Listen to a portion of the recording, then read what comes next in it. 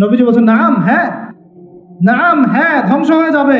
ইদা কাসুরাতিল খাবাস, যখন নগ্নতা, বেহায়াপনা, অশ্লীলতা সমাজে রন্ধ্রে রন্ধ্রে ছড়িয়ে পড়বে, তখন আলেম জালেম সব ধ্বংস হবে। এই হাদিসটা অকাট্য হাদিস, বুখারী মুসলিমের, মানে এটা সহিহ, এটা বিষয়ে কোনো সন্দেহ নেই। তাহলে নবীজি 1445 বছর আগে বলছেন যে আরবদের জন্য ধ্বংস ধেয়ে আসছে, এবং দেয়াল এভাবে খুলে দেয়া হয়েছে। তাদের দেয়াল ইয়াজুজ আর মাজুজ, আর ইয়াজুজ আর মাজুজের সাথে আরবদের ধ্বংসকে সম্পর্কিত করা হলো না? ইয়াজুজ আর মাজুজের সাথে আরবদের ধ্বংসকে সম্পৃক্ত করা হলো এবং বেহায়াপনাকে সম্পৃক্ত করা হলো, তাই না? বুঝতে পারছেন? আরব জাতির ধ্বংসের সাথে ইয়াজুজ মাজুজকে কানেক্টেড করা হলো এবং অশ্লীলতাকে, কি বলেন, অশ্লীলতাকে কানেক্টেড করা হলো। এখন আপনি চিন্তা করে দেখেন, সারা বিশ্বে পর্নোগ্রাফি কারা ছড়িয়ে দিয়েছে? বলেন বলেন দেখি। পর্নোগ্রাফি কি বেহায়াপনা না? সমাজের ইদা কাসুরাতিল খাবাস, যখন সমাজের রন্ধ্রে রন্ধ্রে বেহায়াপনা ছড়িয়ে পড়ে নাই? মিলান, হাদিসটা মিলান। সমাজের এই মেয়েদের এই যে ফ্যামিলিস্ট রেভলিউশন কারা ছড়িয়ে দিয়েছে? ফ্যামিলিস্ট রেভলিউশন কারা ছড়িয়ে দিয়েছে? ওরা। সমাজে মেয়ে ছেলে একসাথে চলবে একই পোশাকে, কারা ছড়িয়ে দিয়েছে? সমাজে মেয়েদের বেপর্দায় চলার এই সংস্কৃতি কারা ছড়িয়ে দিয়েছে? মাদক আর সুদের সংস্কৃতি কারা ছড়িয়ে দিয়েছে? সবচেয়ে বড় কথা, free sex, open sex, free sex, জেনা, ব্যভিচার, পর্নোগ্রাফি, এগুলো কারা ছড়িয়ে দিয়েছে? এটাই ওই যে খুলে দেয়া হয়েছে। এটা আমার ব্যাখ্যা, এটা আমার বুঝ। পৃথিবীর এমন কোন রাষ্ট্র বাকি রাখে নাই তারা এগুলো ছড়াতে, এমন কোন রাষ্ট্র বাকি নেই।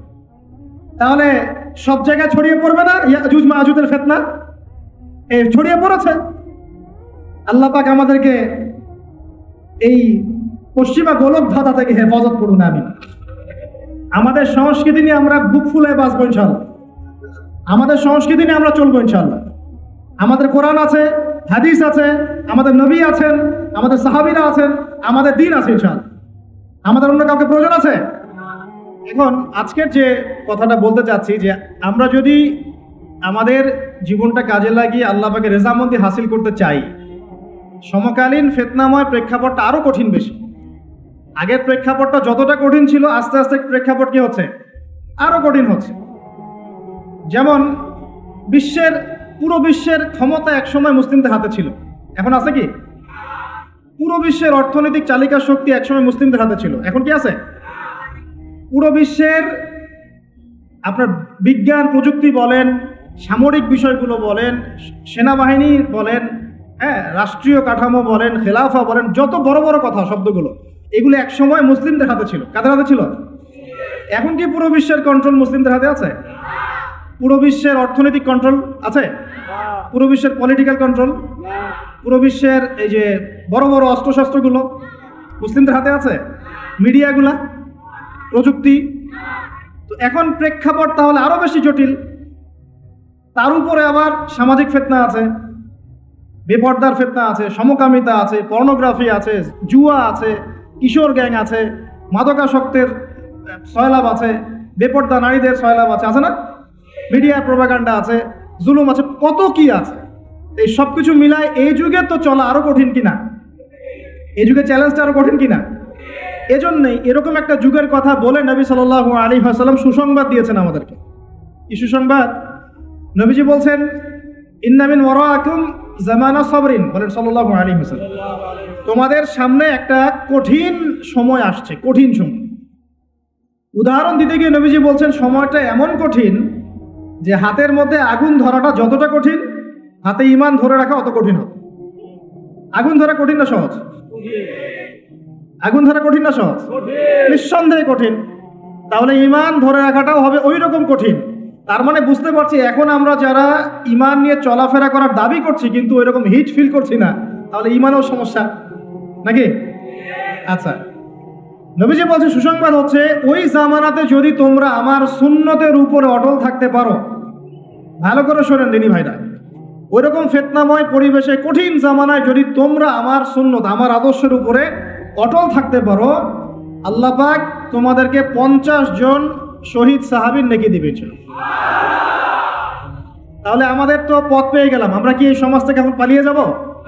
এখানে থেকেই পরিবর্তনের চেষ্টা করবো কোনটা? ব্যাস, আমাদের কাজও পেয়ে গেলাম। এখন এই পুরো কাজ নিজে আমল করা, দিন শেখা, পরিবার, সমাজ, দিনের দাওয়াত, এই সব কিছুকে একসাথে রেখে, সামনে রেখে মোটামুটি ভাবে 5টা কাজ আমাদেরকে করতে হবে। রাজি আছেন ইনশাআল্লাহ? কয়টা কাজ করবো ভাই?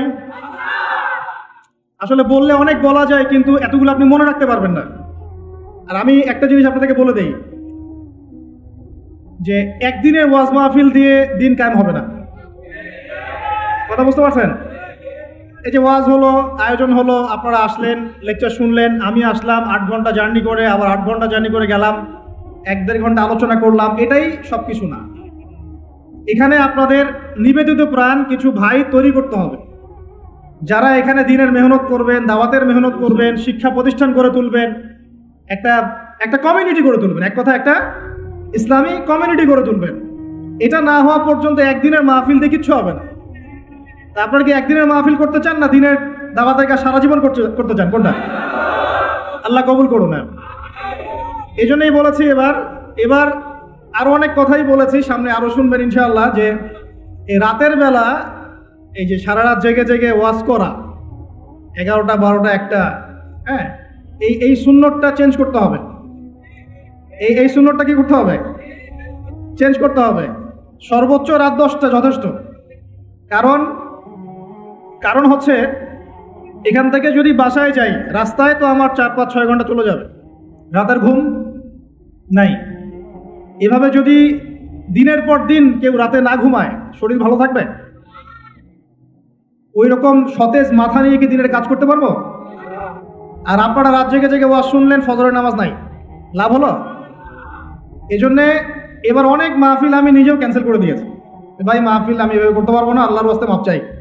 যদি বাদ জোহর বা বাদ আসর বলেন, যেতে পারবেন।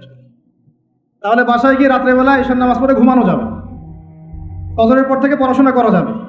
মানে সুন্নতের খেলাফ কোনো কাজ করে কিন্তু দিন কায়েম হবে না ইনশাআল্লাহ। আমি আশা করি অন্যান্য ওলামায়ে কেরামরাও এগুলো নিয়ে কথা বলবেন, এবং আমাদের এই যে চলমান একটা রাত জাগার একটা মানে খারাপ অভ্যাস, এটাকে দূর করতে হবে। এই জন্য 11টা ঠিক আছে, 11টা টাইম পারফেক্ট।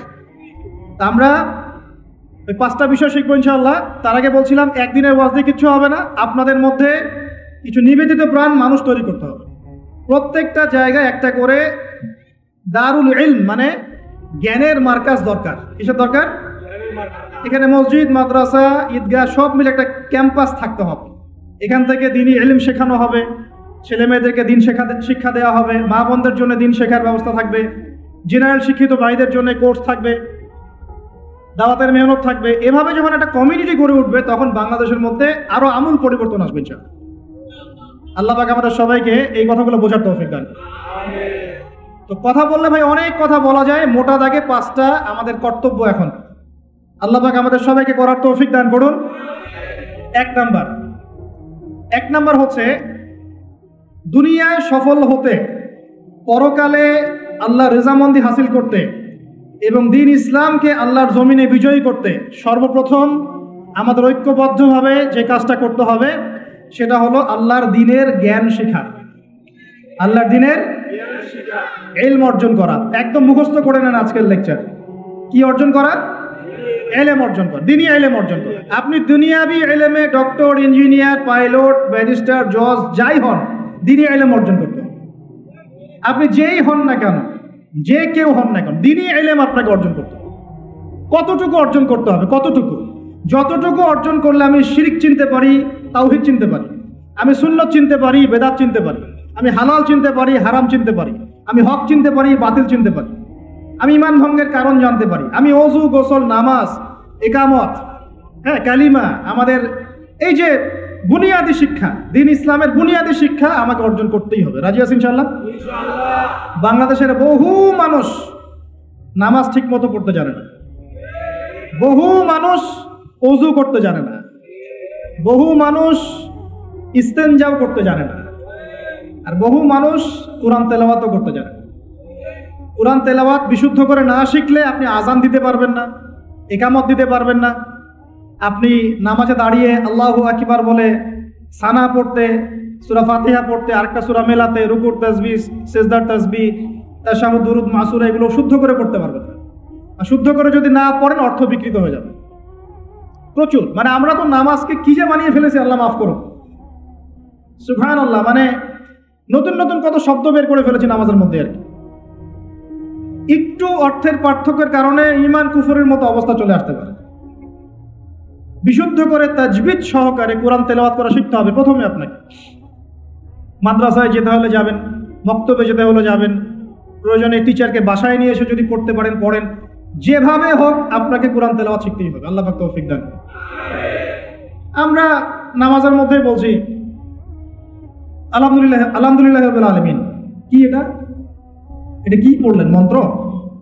আলহামদুলিল্লাহি রাব্বিল আলামিন এটা কি? আলহামদুলিল্লাহ। এই যে আলহামদু শব্দটা সঠিক করে উচ্চারণ করতে পারছেন অনেক। আলহামদু মানে সমস্ত প্রশংসা আল্লাহর জন্য। আলহামদুলিল্লাহ সমস্ত প্রশংসা। আলহামদুলিল্লাহ কি? আলহামদুলিল্লাহ মানে সমস্ত নিন্দা আল্লাহর জন্য। নাউযুবিল্লাহ। আমার কথা কি বিশ্বাস করছেন না? ওলামায়ে কেরামকে জিজ্ঞাসা করেন। কুল হুয়াল্লাহু আহাদ এটা কি? কুল হুয়াল্লাহু আহাদ মানে কি? তো কুল মানে খাও, কুল মানে কি? কুল হুয়াল্লাহু আহাদ, বলুন তিনি আল্লাহ এক। শব্দের অর্থ আছে তো? এখানে পেশাব করিবেন না, করিলে এত টাকা জরিমানা। কমাটা যদি না এর পরে নিয়ে বসাই তাহলে এখানে পেশাব করিবেন না, করিলে। আপনারা কি মনে করেন যে আরবির এরকম সিকোয়েন্স নাই? বলছে কুলহু সূরা, সূরাটার নাম কি? কুলহু। কুলহু বলে কোনো শব্দ আছে? কুল একটা শব্দ, হুয়া আলাদা শব্দ। কুল হুয়া আল্লাহু আহাদ, কুল হুয়াল্লাহু আহাদ। এই তো আমরা কত ভুল করি পদে পদে। সামি আল্লাহু লিমান হামিদা আছে না? সামি আল্লাহ, আল্লাহ তার কথা শোনেন। লিমান হামিদা, যে তার প্রশংসা করে, না যে আল্লাহর প্রশংসা করে আল্লাহ তার কথা শোনেন। এন্ড আমরা শব্দ বানিয়েছি সামি আল্লাহ হুলিমান হামিদা। তো হুলিমান হামিদা কি শব্দ? হুলিমান হামিদা বলে কোনো শব্দ আছে? সামি আল্লাহু লিমান হামিদা, সামি আল্লাহু লিমান হামিদা। তো এই যে পদে, আমি বলতে গেলে নামাজ নিয়ে রাত পার হয়ে যাবে।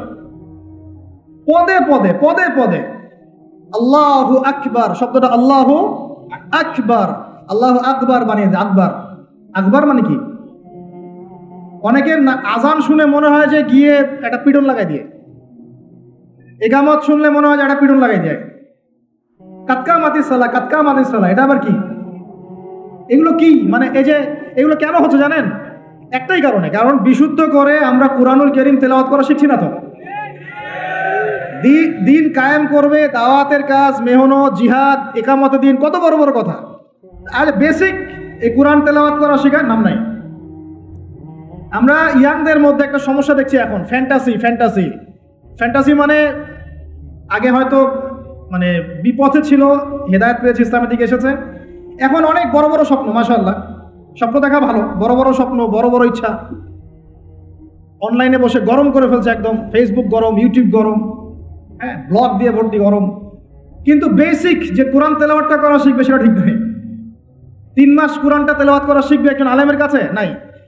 একটা কোর্স লঞ্চ করে দেন 6 মাস, 6 মাস ক্লাস করবে না, প্রথমে 1 মাস ক্লাস করে পরের নাই, 5 মাস নাই। এইভাবে ভাই দিনের হয়তো সামান্য কিছু খেদমত হতে পারে, সামগ্রিক পরিসরে ইসলাম বিজয়ী হবে না। এক কথায় আমরা যদি এই যুগের আবু বকর, ওমর, ওসমান, আলী রাদিয়াল্লাহু আনহুম আজমাইন হতে না পারি, তাহলে এই যুগের সেই ইসলামী খেলাফা বাস্তবায়িত হবে না। এটা হলো মূল কথা। এই পথের প্রথম কাজটাই হচ্ছে দ্বীনি ইলম অর্জন করা। ইলম অর্জন করাটা আপনার জন্য কি? নফল, মুস্তাহাব, সুন্নত না ফরজ? এটা কে বলেছেন? রাসূলুল্লাহ সাল্লাল্লাহু আলাইহি ওয়াসাল্লাম বলেছেন, তালাবুল ইলমি ফরিদাতুন আলা কুল্লি মুসলিম। তালাবুল ইলম মানে জ্ঞান অর্জন করা, ফরিদা ফরজ মানে কি? ফরজ মানে বাধ্যতামূলক। আলা কুল্লি মুসলিম, কুল্লি মানে কি? প্রত্যেক। কুল্লি মানে কি? কুল্লু মানে প্রত্যেক। প্রত্যেক মুসলমানের উপরে, প্রত্যেক মুসলমান যে মুসলমান দাবি করে নিজেকে, কালিমা পড়েছে, তার উপরে জ্ঞান অর্জন করা ফরজ করেছেন আল্লাহ। আপনি কোরআন তেলাওয়াত না শিখে থাকতে পারবেন না, তো এটা আপনার উপর ফরজ করা হয়েছে। নামাজ কি পড়ছেন কি বলছেন এটা আপনাকে শিখতে হবে, তো এটা ফরজ করা হয়েছে। আজান দেওয়া শিখতে হবে, একামত দেওয়া শিখতে হবে, ইমামতি করার যোগ্যতা অর্জন করতে হবে। এই মালয়েশিয়ার একটা ভালো জিনিস দেখলাম যে ওখানে প্রাইমারি লেভেল থেকে মানে স্কুল লেভেল থেকেই এই মাদ্রাসা এবং মানে জেনারেল এটা আলাদা করে করে কোনো প্যাটার্ন করা নাই, এটা একসাথেই প্যাটার্নটা করে দেয়। মানে আপনি স্কুলে ভর্তি হলে স্থানীয় স্কুলে বা কলেজে যেভাবে তারা সিস্টেম করেছে, ইসলামের বুনিয়াদী শিক্ষাটা বাধ্যতামূলক শিখতে হবে। যে কেউ তাদের সিভিলিয়ানদের মধ্যে যে কেউ ইমামতি করতে পারে, মাশাআল্লাহ। এটা আমাদের করা উচিত ছিল না? আমরা কি মুসলিম প্রধান দেশের অধিবাসী না? আমরা জোর দাবি জানাই যে শিক্ষা ক্ষেত্রে একটা আমূল পরিবর্তন নিয়ে আসতে হবে ইনশাআল্লাহ। একদম প্রাইমারি লেভেল থেকে ইসলামিক শিক্ষাকে আমাদের দেশে বাধ্যতামূলক করা হোক। মাদ্রাসা শিক্ষা মাদ্রাসায়, আবার সেকুলার শিক্ষাতে, এই দুদিকে চলছে। তাহলে একজন ব্যক্তি যে এই যে স্কুলে ভর্তি হলো, আপনার ছেলে এখানে 10 বছর পড়বে, এসএসসি পরীক্ষা দিবে, এইচএসসি, তারপরে অনার্স মাস্টার্স, এই 20 বছরে ইসলামটা শিখবে কি? যতটুকু শিখছে এই শিক্ষাটা তো প্র্যাকটিক্যালি প্রয়োগ করতে পারছে না। আর এই জায়গা থেকে যখন কেউ উঠে আসছে তখন সে তো উম্মার দায়িত্ব নিতে পারছে না। তাহলে ব্যাপারটা কি এমন যে আমরা এদিকে শুধু দুনিয়ার চর্চা করব আর মাদ্রাসা লাইনে যারা পড়ে তারা দিনের চর্চা করবে? দিন চর্চা করার, দিন পালন করার, প্রচার প্রসারের আমাদের কোনো অধিকার নাই? তাহলে এই শিক্ষাটা অর্জন করলে কি আমরা কি সবাই কি খারাপ হয়ে যাব? আমরা যদি ইসলামিক শিক্ষা শুরু থেকে দেওয়ার চেষ্টা করি বাচ্চাদেরকে, প্রাইমারি লেভেল থেকে, আমাদের বাচ্চারা কি নষ্ট হয়ে যাবে? এই জিনিসটা আল্লাহ পাক আমাদের সমস্ত ঊর্ধ্বতন কর্তৃপক্ষদেরকে বোঝার তৌফিক দান করুন। আল্লাহ পাক আমাদের ঊর্ধ্বতন কর্তৃপক্ষদেরকে এই বিষয়টা বোঝার তৌফিক দান করুন যে ইসলামী শিক্ষায় কল্যাণ ছাড়া অকল্যাণ কিছু নাই। এখানে যদি অন্য ধর্মাবলম্বী কেউ থাকেন, সে তার ধর্ম চর্চা করবে, কোনো সমস্যা? আমরা আমাদের ধর্ম শিখবো ইনশাআল্লাহ। তো এই জিনিসটা আমাদের বুনিয়াদী শিক্ষা। এখন যদি আপনি না পারেন, এখন আপনার কাছে ওই পাওয়ার নাই, ক্ষমতা নাই, ইমপ্লিমেন্টের সুযোগ নাই, তাহলে কি করবেন? তাহলে এখন যে আপনি 20 বছর পড়াশোনা করে ফেলেছেন জেনারেল লাইনে, এখন কি করবেন? এখন আপনার জন্য কিছু অপশন খোলা আছে। এক, স্থানীয় বরেণ্য ওলামায়ে কেরাম যারা আছেন তাদের সাথে পরামর্শ করে সিলেবাস তৈরি করে নিয়ে পড়াশোনা করুন, এটা একটা অপশন। 2, আপনারা কিছু দিনই ভাই ব্যাচ করে করে ওলামায়ে কেরামের কাছে গিয়ে একটা একটা করে কিতাব শেষ করেন। 2, 3, অনলাইনে কিছু কোর্সেস চলছে, এই কোর্সেসগুলো করতে পারেন, কাজে দিতে পারে। তবে অনলাইনে কোর্স অফলাইনের মতো হয় না। অফলাইনে ওস্তাদদের সামনে বসে যে পড়াশোনা, এটা অনলাইনে পাবেন না আপনি, ঠিক আছে? অথবা আপনার যদি সুযোগ থাকে তাহলে প্যাটার্ন চেঞ্জ করে এই প্যাটার্নে যেতে হবে। এগুলো ছাড়া তো আপনার সামনে কোনো অপশন খোলা নাই। যে আমরা যদি মাদ্রাসাগুলোতে এবং আমাদের শিক্ষা প্রতিষ্ঠানগুলোতে জেনারেলদের জন্য আরবির কোর্স আর মাদ্রাসা শিক্ষার্থীদের জন্য জেনারেল কোর্স রাখি, তাহলে উভয়ে শিক্ষিত হতে পারবে। মনে করেন এই ভাই মাদ্রাসায় পড়েছেন, মাশাআল্লাহ, তিনি মাদ্রাসার সব জ্ঞানই রাখেন আলহামদুলিল্লাহ, কিন্তু সায়েন্স শিখতে পারেন নাই, নামাজ শিখতে পারেন নাই, ওযু শিখতে পারেন নাই। এখন এই ভাইকে কি করবেন? এই ভাইকে ইসলামিক কিছু ডিপ্লোমা কোর্সের আওতায় আনতে হবে, এনে অফলাইন বা অনলাইনে শিক্ষা দিয়ে তাকেও মানুষ করে গড়ে তুলতে হবে। এই তো যদি আমরা চিন্তা করি, আমরা চিন্তা করতে হবে আমাদেরকে জাতি নিয়ে, বড় বড় কথা বললে হবে না তো। যুব সমাজের এখন যে অবস্থা, আপনি সামনে একটা ভয়ঙ্কর বিকলাঙ্গ যুব সমাজ দেখতে পারবেন। মস্তিষ্ক বিকৃত হয়ে গেছে এদের মোবাইল ফোন দিয়ে। মোবাইল ফোন, পর্নোগ্রাফি, মেয়েদের ফিতনা, হারাম অ্যাফেয়ার্স, মাদক, জুয়া, টিকটক, এই করতে করতে এদের মস্তিষ্কর সুস্থতা নষ্ট হয়ে গেছে। আল্লাহর কসম করে বলছি, এরা সুস্থ না। একটা চিত্র খুব কমন দেখতে পারবেন, 10টা-20টা ছেলে গোল হয়ে বসে আছে ফোন নিয়ে, সবার মনোযোগ নিচের দিকে। ওয়ার্ল্ডে কি হচ্ছে, আসমানে কি হচ্ছে, জমিনে কি হচ্ছে, কোথায় মুসলিমদের উপর বোম পড়লো, কোনো ফিকিরই নাই ওর। আপনি মনে করেছেন যে এই যুব সমাজ আগামীতে দেশের হাল ধরবে? আমি হলফ করে বলতে পারি কোনোদিন দেশের উপকার করতে পারবে। আপনি নষ্ট করে ফেলছেন যুব সমাজকে, নষ্ট করে ফেলছেন। এদেরকে সুস্থতার দিকে নিয়ে আসতে হলে ইসলামী শিক্ষার কোনো বিকল্প নাই, নামাজের কোনো বিকল্প নাই, এদেরকে সামাজিক কাজে লাগিয়ে দিতে হবে, সোশ্যাল কাজে, সামাজিক উন্নয়নমূলক কাজে, এই যে মানবতার সেবামূলক কাজে, প্র্যাকটিক্যাল কিছু কাজে, কিছু বানাও, কিছু করো, সায়েন্স নিয়ে ঘাটাঘাটি করো, কিছু প্রযুক্তি উদ্ভাবন করো, তোমরা কিছু করো। দেখেন আমরা যত কিছু ব্যবহার করি সব কিছু কিন্তু ইহুদি খ্রিস্টানদের। এই যে আমি যে মাইকে কথা বলছি, এই মাইকে ইসলামের বড় বড় কথা বলছি, এই মাইকটাও দেখা যাবে যে মুসলমান তৈরি করে নাই। তাহলে এটা কি কাম্য ছিল? আর এই বিশ্বের যত শিক্ষার বুনিয়াদ, এই বুনিয়াদী শিক্ষা দিয়েছে মুসলিমরা।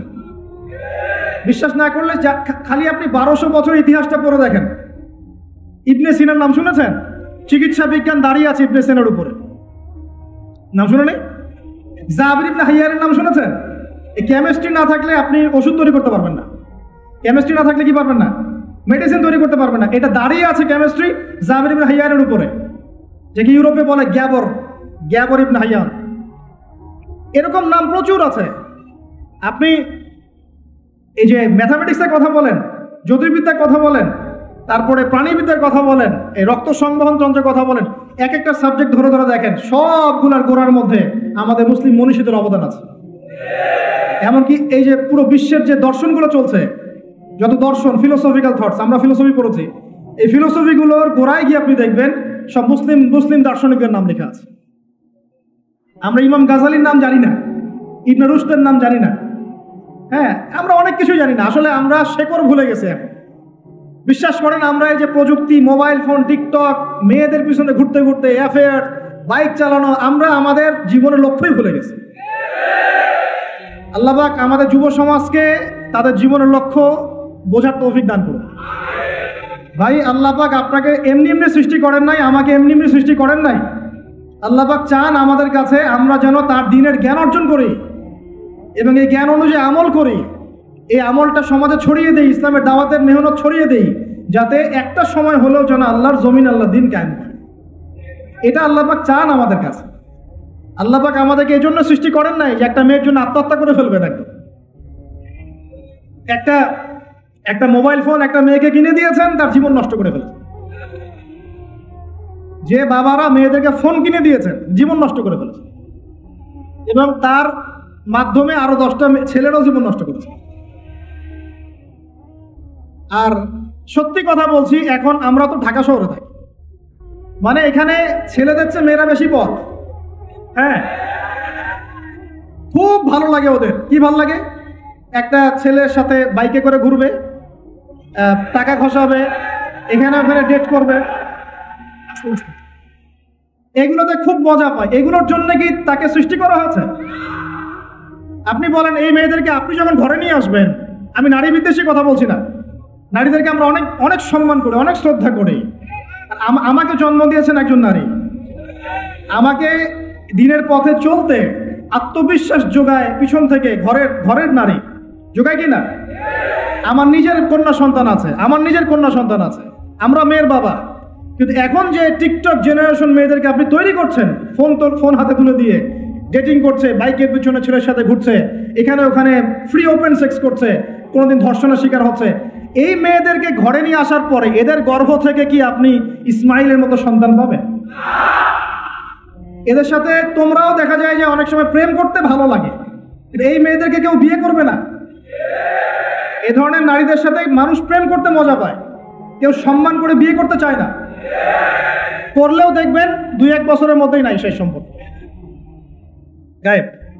তো অনেক দূর চলে আসলাম, এত দূর আসতে চাইনি, কথার পিঠে চলে আসলো যে সমস্যা হচ্ছে গোড়ায় আমরা আমাদের যুবক যুবতী, আমাদের ছেলে মেয়েদেরকে দিনই বুনিয়াদি ইসলামী শিক্ষা দিচ্ছি না। এটা শিক্ষা দেওয়ার দায়িত্ব প্রত্যেক পিতার, প্রত্যেক মাতার। সে মাদ্রাসায় পড়ুক আর জেনারেল লাইনেই পড়ুক, আপনাকে শিক্ষা নিশ্চিত করতে হবে। কিভাবে করবেন এই হেডেক এখন আপনার, আমার আর হেডেক নাই, আমি দিয়ে দিলাম হেডেক আপনাকে। এই হেডেকটা আমার মাথায় ছিল, আপনাকে দিয়ে দিলাম, আপনি চিন্তা করেন কিভাবে করবেন। এখন পারলে অফলাইনে করেন, না হলে অনলাইনে করেন। অনলাইনে আলোচনা চলে আসছে, একটা কথা বলে দিই, অনলাইনে অনেক রকম কোর্সেস চলছে। তবে আমি নিয়াত করেছি ইনশাআল্লাহ, আমি আরো কয়েকজন ওলামায়ে কেরামদের সাথে পরামর্শ করেছি এবং এখনো করে যাচ্ছি, কমপক্ষে বরেণ্য 8 থেকে 10 জন স্কলার বা আলেমদেরকে নিয়ে অনলাইনে ইনশাআল্লাহ আমরা একটা মাদ্রাসা খুলবো ইনশাআল্লাহ। এটা অফলাইন না, অনলাইন মাদ্রাসা। আমি নাম দিয়েছি তহা জিন্নুরাইন ইসলামিক অনলাইন মাদ্রাসা। আমি দোয়া করি আল্লাহর কাছে, আল্লাহ পাক যেন এই মাদ্রাসাকে কবুল করেন। এর ওসিলা করে আল্লাহ পাক লক্ষ লক্ষ কোটি কোটি যুবককে দ্বীনের জ্ঞান শেখার তৌফিক দান করেন, যুবতীদেরকে দান করেন, আমাদের ছোট ছোট সোনামণিদেরকে দান করেন। যারা অফলাইনে দিন শিখতে পারছে না, আল্লাহ যেন অনলাইনে শেখার তৌফিক দান করেন। তো এখানে বেশ কয়েকটা লেভেলে বেশ কয়েকটা কোর্স লঞ্চ করা হবে ইনশাআল্লাহ। যেমন বাচ্চাদের জন্য বুনিয়াদি নুরানি কোর্স। আপনার বাচ্চা আছে ছোট, 4 বছর 5 বছর বয়স, ভর্তি করাই দিলেন, নুরানি কোর্স করবে, কোরআন তেলাওয়াত করা শিখবে। এরপরে হিপস, একটা হিপসের কোর্স, আপনি অনলাইনেই হিপস করবেন। যাদের বয়স 10 বছর হয়ে গেছে, 12 বছর 15 বছর, অনলাইন হিপস করবেন। আপনি চাইলে আপনার বয়স যদি 30-40 হয় আপনিও করতে পারবেন, তো আপনার ব্যাচটা আলাদা হবে। এরপরে হচ্ছে আমাদের জেনারেল ভাইদের জন্য, জেনারেল শিক্ষিত দিনী ভাইদের জন্য ইসলামিক ডিপ্লোমা কোর্স লেভেল 1। মনে করেন এখানে আপনার বুনিয়াদি জিনিস, আপনার আকীদা, আপনার কোরআন তেলাওয়াতের জ্ঞান, আপনার দৈনন্দিন জিকির আজগার, নামাজ, আপনার হাদিসের মধ্যে ফয়জুল কালামের মতো বই, ঠিক আছে, ইসলামের ইতিহাস, তারপরে ফিকহের মধ্যে ফিকহুল মুয়াসসার, এই ধরনের বই, মানে প্রাথমিক বুনিয়াদি যে জ্ঞানটুকু মাদ্রাসা দেওয়া হয় এটা ইনশাল্লাহ শিখবেন। এটা শেষ করার পরে যাবেন লেভেল 2। ওখানে আরও কিছু সাবজেক্ট অ্যাড হবে, ইসলামিক পরিবার, ইসলামিক অর্থনীতি, ঠিক আছে, ইসলামিক জিওপলিটিক্স, এসক্যাটোলজি, এরকম কিছু সাবজেক্ট আসবে ইনশাল্লাহ। এটা দিয়ে আবার কপি করে সবাই বানানো শুরু করে দিয়েন না, আমি তো বলে দিচ্ছি আর কি। আর বানালেও আলহামদুলিল্লাহ কোনো সমস্যা নাই, এটাও দিনের খেদমত হবে ইনশাল্লাহ। একজনকে দেখে যদি আরও 10 জন শেখে সমস্যা, কোনো সমস্যা। এভাবে লেভেল 3তে গিয়ে আপনি মাদ্রাসায় যেগুলো নাহু, হেদায়েতুন নাহু, হেদায়া কুদুরি, এই ধরনের বইগুলো পড়ানো হয়, এগুলো শিখবেন ইনশাআল্লাহ। শেষ লেভেলে গিয়ে আপনি জালালাইনের মতো তাফসীর শিখবেন ইনশাআল্লাহ। মানে একজন মৌলানা সাহেব বলতে বোঝাচ্ছি, আমি তো আপনাকে ফকিহ বা মুফতি বা মুহাদ্দিস এরকম লেভেলের কথা বলছি না। একজন আলেম, একজন জাননেওয়ালা বুঝওয়ালা মানুষ যতটুকু দিনের জ্ঞান অর্জন করেন ইনশাআল্লাহ, এই জ্ঞানটুকু আপনি লেভেল 1, 2, 3, 4, 5 এভাবে আপনি অর্জন করবেন ইনশাআল্লাহ। এভাবে যদি আমরা পুরো বাংলা ভাষাভাষীদের মধ্যে পুরো ওয়ার্ল্ড ওয়াইড এটাকে ছড়াতে পারি ইনশাআল্লাহ, আগামী 5 বছরের মধ্যে আমরা আশাবাদী কমপক্ষে 1 লক্ষ মানুষ তো দিন শিখবেন ইনশাআল্লাহ। আল্লাহ পাক আমাদেরকে তৌফিক দান করুন। এবং এগুলো হবে খুব স্বল্প মেয়াদি, 6 মাস, 4 মাস, 6 মাস এরকম কোর্স, যাতে আপনি বিরক্ত না হন। কারণ আমি অভিজ্ঞতা থেকে দেখেছি 1 বছরের কোর্স মানুষ করতে চায় না। দিনী বোনদের জন্য কোর্স থাকবে, এবং দিনী বোনদের ক্লাস নেবেন মহিলা টিচাররা ইনশাআল্লাহ। দিনী বোনদের ক্লাস নেবেন মহিলা টিচাররা ইনশাআল্লাহ। যদি কেউ প্যারেন্টিং নিয়ে কোর্স করতে চান, প্যারেন্টিং কোর্স থাকবে, সন্তান প্রতিপালন। যদি কেউ পরিবার নিয়ে কোর্স করতে চান, ফ্যামিলি ডেভেলপমেন্ট কোর্স থাকবে। ইসলামিক ইকোনমিক্স নিয়ে কোর্স করতে চান, ইসলামিক ইকোনমিক্সের কোর্স থাকবে। ইসলামিক ফাইন্যান্স শিখতে চান, সেটা থাকবে ইনশাআল্লাহ। এক একটা ডিপার্টমেন্টের এক একটা কোর্স নিয়ে আমরা এই মাদ্রাসা লঞ্চ করবো ইনশাআল্লাহ। আল্লাহ পাক এটাকে কবুল করুন, আমিন। এবং এর পাশাপাশি এই সিলেবাসগুলো আমি নিয়াত করেছি উন্মুক্ত করে দিব। যে কোনো প্রতিষ্ঠান, দিনী প্রতিষ্ঠান, সেটা হোক ইসলামিক স্কুল বা ইসলামিক কলেজ বা মাদ্রাসা, তারা যদি এই কোর্সগুলো করতে চায়, করাতে চায়, সিলেবাস নিয়ে তারা লঞ্চ করতে চায়, ইনশাআল্লাহ তাদের জন্য উন্মুক্ত করে দেওয়া হবে, যাতে করে সারা দেশের বিভিন্ন জায়গায় কোর্সগুলো ছড়িয়ে পড়ে। আমি জ্ঞানতাত্ত্বিক কথা এজন্য বললাম বেশি করে, প্রথম ফরজ আপনার উপরে ইকরা বিসমি রাব্বিকাল্লাযী খালাক।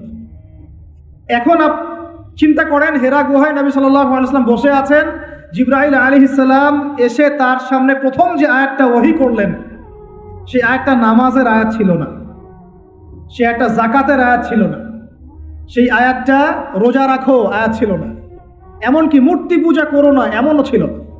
কি ছিল ভাই? ইকরা, আপনি পড়ুন, আপনি পড়ুন, হে নবী আপনি পড়ুন। নবীজি কিন্তু পড়তে জানতেন না, আপনারা জানেন কি? নবী সাল্লাল্লাহু আলাইহি ওয়াসাল্লাম কিন্তু লিখতে পড়তে জানতেন না। আল্লাহ পাক এমন একজন মানুষকে সুবহানাল্লাহ শেষ নবী করেছেন, যিনি লিখতে জানতেন না, পড়তে জানতেন, যাতে কাফেররা এই অপবাদ দিতে না পারে তুমি আগের কিতাবগুলো থেকে দেখে দেখে লিখে নিয়ে আসছো। তিনি কি বলছেন? সহিহ বুখারী খুলে দেখেন, দ্বিতীয় হাদিসটা, মা নবী করি, আমি তো পড়তে জানি না। তারপরেও জিবরাইল আলাইহিস সালাম বলছেন, ইকরা, আপনি পড়ুন, বিসমি রাব্বিকাল্লাযী খালাক, আপনার রবের নামে, যিনি আপনাকে সৃষ্টি করেছেন। সুবহানাল্লাহ। সর্বপ্রথম এই জ্ঞানতাত্ত্বিক বিপ্লব হয়েছে মক্কার মাটিতে। তখনই আবু বকর, ওমর, ওসমান, আলীর মতো সাহাবী তৈরি হয়েছে। জ্ঞান ছাড়া শুধু বড় বড় কথা দিয়ে আর জ্ঞানহীন আমল দিয়েও কোনো কাজ নাই।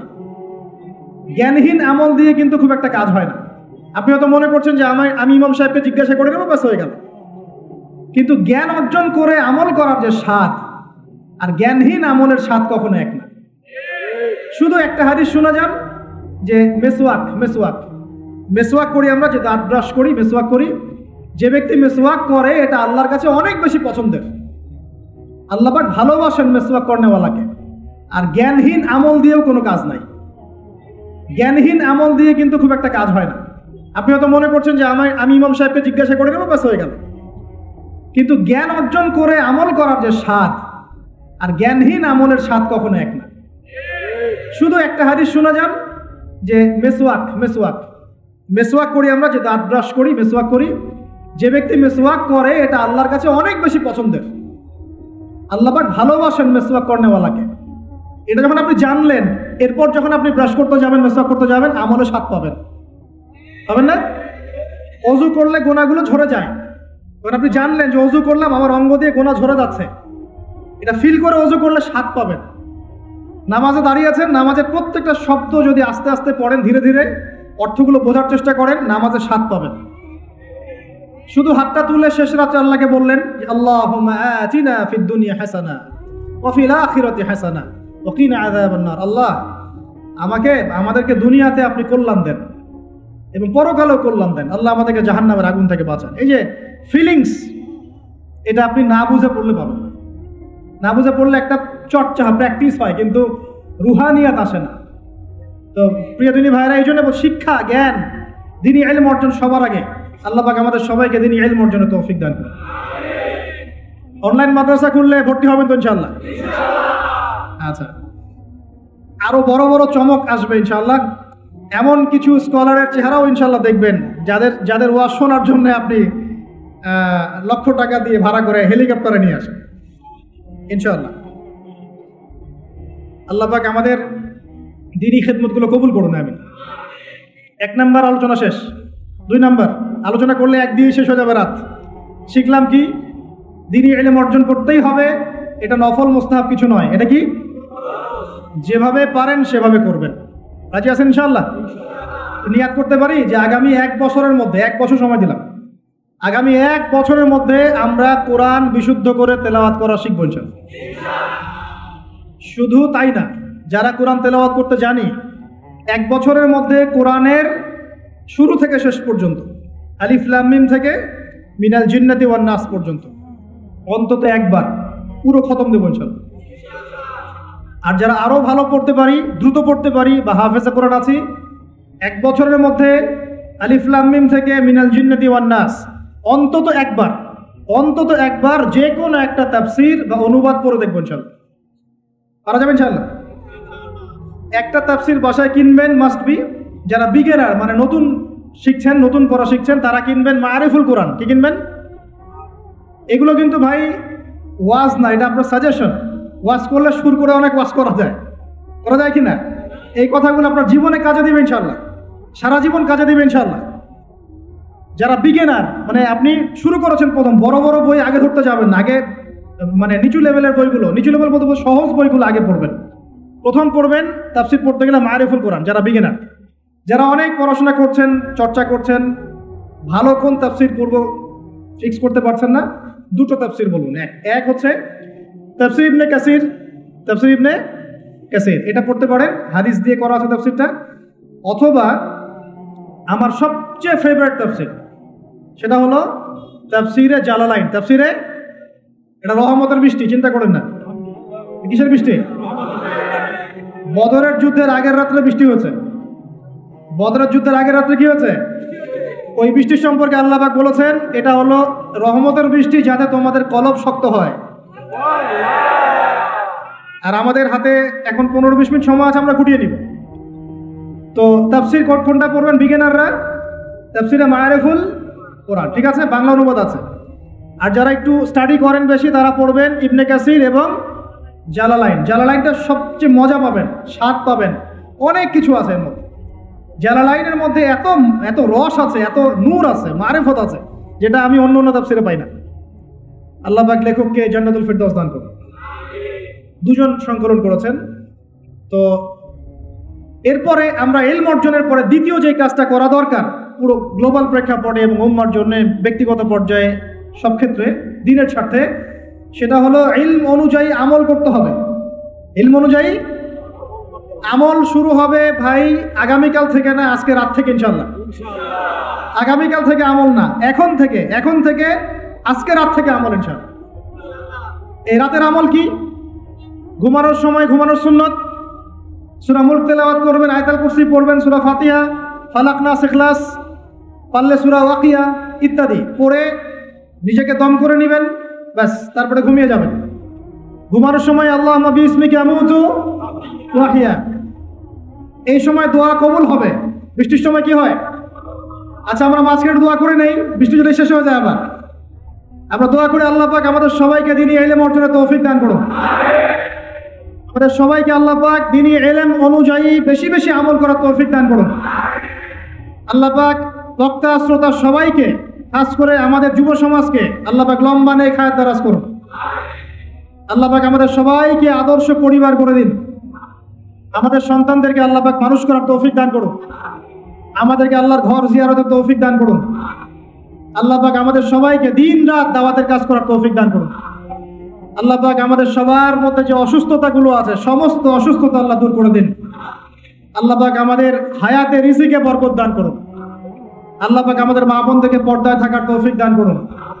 আল্লাহ পাক আমাদের সমাজ, আমাদের রাষ্ট্র, আমাদের প্রশাসন, আমাদের সরকার সবাইকে হেদায়েত করুন। আল্লাহ পাক আমাদের মধ্যে আপোষে মিল মহব্বত দান করুন। আল্লাহ পাক আমাদেরকে আল্লাহর জমিনে আল্লাহর দ্বীন কায়েমের তৌফিক দান করুন। 2 নম্বর কাজ, ইলম অনুযায়ী আমল করা। ইলম অনুযায়ী আমল শুরু হবে কালকে থেকে, এখন থেকে। আমল করা মানে হচ্ছে এক কথায় আমাদের জীবনের প্রতিটা কাজ রাসূলুল্লাহ সাল্লাল্লাহু আলাইহি ওয়াসাল্লামের সুন্নাহ মাফিক করব ইনশাআল্লাহ। রাজি আছি তো ইনশাআল্লাহ? এই ঘুম থেকে শুরু হবে। আপনার ঘুমটা এখন সুন্নাহ মাফিক হবে, আমারটা কিন্তু হবে না। এই যে রাত্রে করে আমরা জার্নি করছি, এটা সুন্নাহ মাফিক হচ্ছে না। আল্লাহর কাছে মাফ চাই, আল্লাহ পাক ওজর দেখবেন ইনশাআল্লাহ। তবে অভ্যাস করবেন এশার নামাজের পরেই কি করতে? ঘুমাতে, যাতে করে তাহাজ্জুদে আপনি উঠতে পারেন। ওই বরকতময় সময় আল্লাহ পাক প্রথম আকাশে নেমে আসেন।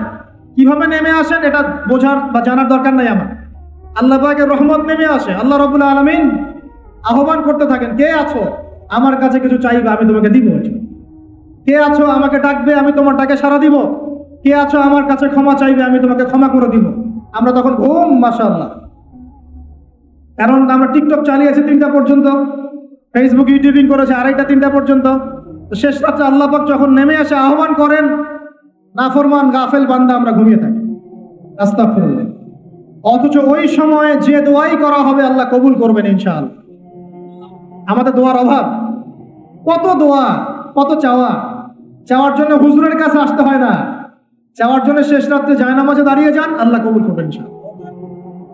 শেষ রাত্রে যদি আমরা জাগতে না পারি আমাদের দ্বারা দিন কায়েম হবে না ভাই। সাহাবীরা যারা বদর, উহুদ, খন্দকে যুদ্ধ করেছেন তারা শেষ রাত্রের দরবেশ ছিলেন। দরবেশ, শেষ রাত্রের দরবেশ, আর দিনের বেলা ঘোড়সাওয়ার। কি বুঝলেন? শেষ রাত্রে দরবেশ মানে একদম আল্লাহওয়ালা মানুষ। শেষ রাত্রে চোখের পানিতে জায়নামাজ ভিজে যাইতো, দাড়ি ভিজে যাইতো।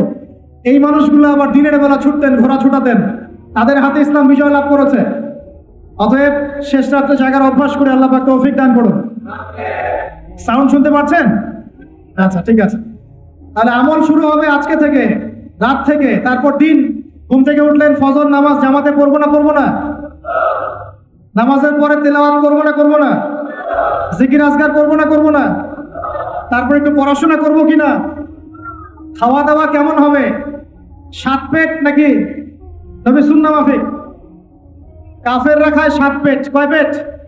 আর মুমিন বান্দা খায় পেটের 3 ভাগের 1 ভাগ। খাওয়ার টেবিলে হেরে গেলে যুদ্ধের মাঠে জিততে পারবেন না।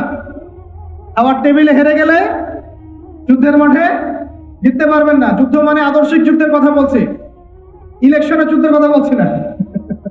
ঠিক আছে, আল্লাহ মাফ করো। তো এই সিজনগুলো আসলে অনেক ভাই মারা যায় কিনা? আল্লাহ পাক আমাদেরকে আপোষের এই ফিতনা থেকে হেফাজত করুন। সব পশ্চিমা ষড়যন্ত্র, এগুলো কি সব কি বলেন? পশ্চিমা ষড়যন্ত্র। ভাইয়ে ভাইয়ে মারামারি লাগিয়ে দিয়ে নাকে তেল দিয়ে ঘুমায় ওরা। ভাইয়ে ভাইয়ে মারামারি লাগিয়ে দিয়েছে, ভাই ভাই, মুসলিম মুসলিম, ভাই ভাই, ওরা এখন মারামারি কর, আমরা নাকে তেল দিয়ে ঘুমাই। এই হলো অবস্থা। আর আমরা বুঝতেও পারছি না যেটা আমরা ওদের ষড়যন্ত্রের মধ্যে পড়ে গেছি। আল্লাহ আমাদেরকে মাফ করুন। অনেক ইসলামপন্থী ভাই এখানে নেমে পড়েন, কি মনে করে নামেন আল্লাহ ভালো জানেন। তবে জেনে রাখেন, এই পথে নবী সাল্লাল্লাহু আলাইহি ওয়াসাল্লামের দাওয়াত এবং ইকামত দিন ছিল না। নবী সাল্লাল্লাহু আলাইহি ওয়াসাল্লামের পথেই দিন কায়েম হবে ইনশাআল্লাহ। আল্লাহ পাক আমাদেরকে পশ্চিমা গোলক ধাঁধা থেকে হেফাজত করুন। এখন আসেন ভাই, তাহলে আমরা আমাদের জীবনের প্রত্যেকটা কাজ যদি নবী সুন্নাহ মাফিক করি, এলেম অনুযায়ী আমল হয়ে যাবে ইনশাআল্লাহ। রাজি আছি তো ভাই? বাস এতটুকু কথা। এখন শুধু কি ব্যক্তিগত আমলই আমার দিনের অন্তর্ভুক্ত, না আমার পরিবার, সমাজ, অর্থনীতিও আছে? কোনটা? আমার পারিবারিক জীবন তাহলে কার সুন্নত মোতাবেক চলবে? নবীর সুন্নত না পশ্চিমা সুন্নত? আর পরিবারগুলো পশ্চিমা সুন্নতে চলে না? পশ্চিমা কালচার। জন্মদিন করেন, বিবাহ বার্ষিকী করেন, আরো কত কি করেন, হ্যাঁ তাই না? সাজগোজ থেকে শুরু করে কাপড় চোপড়, পোশাক আশাক, বাথরুমের টয়লেট পর্যন্ত। বাথরুমের টয়লেট তো সব ইংলিশ নাকি? তো নবী সুন্নাহ মাফিক এখানে তো আপনি বসতে পারবেন না। নবী সুন্নাহ মাফিক এখানে আপনি বসতে পারবেন না। তো মালয়েশিয়ার একটা কনফারেন্সে বলে আসছিলাম যে নবী সুন্নাহ মাফিক বসা মানে হচ্ছে বাম পায়ে ভর দিয়ে ডান পায়ে একটু উঁচু করে বসা। ইলম অর্জন করতে থাকেন, হাদিসের মধ্যে পাবেন। নবী সাল্লাল্লাহু আলাইহি ওয়াসাল্লাম ইস্তেনজা করতে বসতেন বাম পায়ে ভর দিয়ে ডান পায়ে একটু উঁচু করে। যারা এভাবে বসে তাদের ইস্তেনজা খুব সুন্দর হয়, ক্লিয়ার হয়ে যায়। আর আপনি ইংলিশ টয়লেটে বসেন, দেখি কেমনে বসবেন? পারবেন? তাহলে এই যে বললাম, প্রতিটা জায়গায় ফিতনা, প্রতিটা জায়গায় ফিতনা। তো বাসায় অ্যাটলিস্ট এমন ওয়াশরুম রাখেন যেখানে নবী সুন্নাহ মাফিক ইস্তেনজা করা যায়। আর যখন সফর করবেন দেশের বিভিন্ন জায়গায়, তখন দেখবেন মাশাআল্লাহ আরো লেটেস্ট পদ্ধতি আছে। ছোট ছোট কিছু গামলা রেখে দেওয়া হয়েছে, ওখানে দাঁড়ায় করতে হবে, বসার কোনো অপশন নাই। আর সব সমান মাপের। মনে করেন একজন লম্বা 5 ফিট, একজন 6 ফিট, একজন 4 ফিট 3 ফিট। এখন কেমনে কি ধরে কিভাবে করবে? মাপটা কিভাবে সমান করবে বলেন তো? তাহলে 1 নাম্বার কি বলেছিলাম ভাই? ইলম অর্জন। 2 নাম্বার ইলম অনুযায়ী আমল। আর এই আমলটাকে শুধু ব্যক্তি জীবনে না, জীবনের সব ক্ষেত্রে আল্লাহ কবুল করুন। 3 নাম্বার নিজের পরিবারের যত্ন নিন। নিজের ইলম অর্জন করেছেন, আমল করছেন, এখন অনেক বড় বড় কথা অনেকে বলবে, আগে পরিবার ঠিক করেন। আগে কি করবেন? ব্যাস, পরিবার বলতে আপনার স্ত্রী সন্তান। কারণ বাবা মাকে দাওয়াত দেওয়া যাবে, বাবা মাকে গালমন্দ করা যাবে না, বকাঝকা করা যাবে না। বাবা নামাজ পড়েন, আপনি কি মাই দিতে পারবেন? মা নামাজ পড়েন, আপনি কি মাই দিতে পারবেন? পারবেন না। তবে এই যুগে কিছু হতভাগা আছে, এরা বাপ মাকেও গায়ে হাত তোলে না। এই যুগে এমন কিছু হতভাগা ছেলে মেয়ে জন্ম হয়েছে, আল্লাহ মাফ করুক, এরা পিতা মাতার সাথেও কি জঘন্য আচরণ করে। পিতামাতা দোয়া নিবেন, যাদের সাথে পিতামাতা দোয়া থাকে জীবনে সফল হবে ইনশাআল্লাহ। যার সাথে পিতামাতার দোয়া নাই, অবস্থা খারাপ। আল্লাহ মাফ করুক আমাদেরকে। এখন পরিবার বলতে আপনার স্ত্রী সন্তান প্রথম প্রায়োরিটি পাবে। আর পিতামাতাকে আপনি দাওয়াত দিবেন, নসিহত করে বোঝানোর চেষ্টা করবেন। আপনার সন্তান যদি 10 বছর বয়সে নামাজ না পড়ে, তখন তাকে আপনি পিটাতে পারবেন, কিন্তু আপনি বাবাকে মারবেন না। পারবেন? আর পরিবারের কিছু বিষয় এটা আপনি পাবেন প্যারেন্টিং বইয়ের মধ্যে। আর আল্লামা তকি উসমানী দামাত বারাকাতুহু শাইখের একটা কিতাব আছে, ইসলাম ও পারিবারিক জীবন। ইসলাম ও পারিবারিক জীবন, এই বইটা পড়লে আপনি অনেক কিছু জানতে পারবেন। আমি ডিটেলস বলে দেওয়ার সময় পাচ্ছি না আজকে। এক কথায়, পরিবারের মধ্যে তাওহীদ থাকবে, শিরক থাকবে না, ঠিক আছে? পরিবারের মধ্যে সুন্নতের চর্চা থাকবে, কোনো বেদাত থাকবে না। পরিবারে হালাল রিজিক থাকবে, কোনো হারাম ঢুকবে না। পরিবারের বিয়ে করব যখন, দিনদারিতা দেখে মেয়ে চুজ করব, সৌন্দর্য, শ্বশুরের টাকা পয়সা দেখে নয়। হ্যাঁ, সৌন্দর্য থাকতে পারে, সৌন্দর্য থাকলে নূরুন আলা নূর, আরো ভালো। কিন্তু যদি মেয়েটা, এই যে আমাদের এখনকার সুন্দরী বলতে আপনারা যাদেরকে বোঝেন, নাম নিচ্ছি না, তাদের মতো সুন্দরী নাও হয়, মন খারাপ করার কিছু নাই। এগুলো সব আর্টিফিশিয়াল সুন্দর। কি সুন্দর? আসল সৌন্দর্য হচ্ছে কলবে। আসল সৌন্দর্য কোথায়? হবে। আর আর তাদের কাছে যা আছে আপনার স্ত্রীর কাছে তাই আছে, এমন এক্সট্রা অর্ডিনারি কিছু নাই ওদের কাছে। যা আপনার স্ত্রীর কাছে আছে তা তাদের কাছে সেম জিনিস, সেম সেম। এখানে এত বেশি লোভনীয় হওয়ার কিছু নাই। পর্নোগ্রাফি দেখতে দেখতে মানুষের মাথাটা এমন নষ্ট হয়ে গেছে, নিজের স্ত্রীকে এখন আর ভাল লাগে না, মানুষের বউকে ভাল লাগে, তাই না? এটার একমাত্র কারণ পর্নোগ্রাফি দেখা। যারা পর্নোগ্রাফিতে আসক্ত, আল্লাহ পাকের কাছে তওবা করবেন, বের হয়ে আসবেন, না হলে আপনি জীবনে কখনো সুখী হতে পারবেন না। আপনি মন থেকে কখনো কনফিডেন্ট থাকতে পারবেন না, সুখী হতে পারবেন না। আল্লাহর সামনে দাঁড়ায় চোখের পানি ফেলতে পারবেন না, চোখটা নষ্ট হয়ে গেছে। তো আল্লাহ পাক আমাদের যুবক ভাইদেরকে পর্ন থেকে হেফাজত করুন, নিজের দৃষ্টি নত রাখবেন। ইনশাআল্লাহ আল্লাহ পাক আপনাকে খাদিজা রাদিয়াল্লাহু আনহার মতো স্ত্রী দিবেন ইনশাআল্লাহ, ইনশাআল্লাহ তাআলা। আল্লাহর প্রতি ভরসা রাখেন, আল্লাহ পাকের কাছে যা চাবেন ইনশাআল্লাহ পাবেন। আল্লাহর প্রতি যে ধারণা রাখবেন আল্লাহ তেমনই হবেন ইনশাআল্লাহ। কেউ যদি ধারণা রাখে আল্লাহ আমার সাথে নাই, আল্লাহ আমাকে দিবে না, আল্লাহ তার সাথে থাকবে না। কেউ ধারণা রাখে আল্লাহ আমার সাথে আছে, আল্লাহ আমার সাথে আছে, আল্লাহ আমাকে বুঝেন, আল্লাহ আমাকে দিবেন, আল্লাহ অবশ্যই দিবেন ইনশাআল্লাহ। যে ব্যক্তি আল্লাহর প্রতি তাওয়াক্কুল করে আল্লাহ তার জন্য একদম যথেষ্ট হয়ে যাবে। হাসবুনাল্লাহ ওয়া নি'মাল ওয়াকিল, বলেন হাসবুনাল্লাহ ওয়া নি'মাল ওয়াকিল। স্ত্রী চুজ করবেন কি দেখে? শ্বশুরের টাকা, যৌতুক নেবেন, দিনদারিতা। আর দিনদারিতা কি বাইরের বোরখা দেখেই ফিক্স করা যাবে? বোরখাওয়ালা মেয়েরা তো এখন গ্রামে গঞ্জে, হাট বাজারে, সব জায়গায় কফি শপে বসে বসে ডেটিং করছে না? বোরখাওয়ালা মেয়েদের কত ড্যান্স দেখা যায় ইউটিউবে, অনলাইনে। ভাই এগুলো আমি দেখি না, কিন্তু চোখে পড়ে যায় মাঝে মাঝে। 3 নম্বর কি বলেছে ভাই বলেন? আদর্শ পরিবার গঠন করা। কোন বইয়ের নাম বললাম? কার বই পড়বেন? আল্লামা তাকি উসমানী দামাত বারাকাতু। বইটার নাম কি? ইসলাম ও পারিবারিক জীবন। ইসলাম ও পারিবারিক জীবন। কিনতে পারবেন তো ইনশাআল্লাহ? বন্ধুদের সাথে চা খেতে বসলে 1000 টাকা বিল হয়, এখন 500 টাকা বিল হয় না? একটা বই কিনতে 200 টাকা লাগে না। কিনতে পারবো কিনা? যারা বই কিনে বইয়ের প্রতি মহব্বত রাখবে আল্লাহ ওদেরকে এলেম দান করবেন ইনশাআল্লাহ। আমি একদিন বলেছি না, বই নিয়ে একটা লেকচার দিয়েছি না, বই কিনতাম টাকা বাঁচিয়ে বাঁচিয়ে। বিশ্বাস করেন এখন বই হাদিয়াই পড়ে শেষ করতে পারি না আমরা। হাদিয়ার পর হাদিয়া বই পড়ে আছে বাসা, শেষই করতে পারছি না। বইয়ের প্রতি মহব্বত রাখেন, আল্লাহ পাক আপনাকে অনেক জ্ঞান দিবেন ইনশাআল্লাহ। 4 নাম্বার, খুব শর্ট করে শেষ করি। 4 হচ্ছে আমাদের রিজিকটা হালাল করতে হবে। রাজি আছি ইনশাআল্লাহ? রিজিক হালাল মানে কি? রিজিকের মধ্যে কোনো সুদ থাকবে না। রিজিকে কোনো সুদ যে খায় সে মায়ের সাথে জেনা করে, সুদ যে খায় সে আল্লাহ এবং তার রাসূলের সাথে যুদ্ধ করে। আমি এমন একজন ব্যক্তির কথা শুনেছি যে সুদ খেত, আল্লাহ মাফ করুক তাকে, আল্লাহ মাফ করুক। আমাকে বলেছেন একজন, আমি শুনেছি এটা, যে ইন্তেকালের পরে দুনিয়াতেই পেটটা ফুলে গিয়েছে। নাউজুবিল্লাহ, আল্লাহ হেফাজত করুন। মেরাজের রাতে নবী দেখে এসেছেন সুদখোরের পেটের মধ্যে সাপ কিলবিল করছে, রক্তের নদীতে ফেলে মাথা ফাটিয়ে দেওয়া হচ্ছে। আল্লাহ এবং তার রাসূলের সাথে যুদ্ধ করে কেউ সফল হতে পারবে?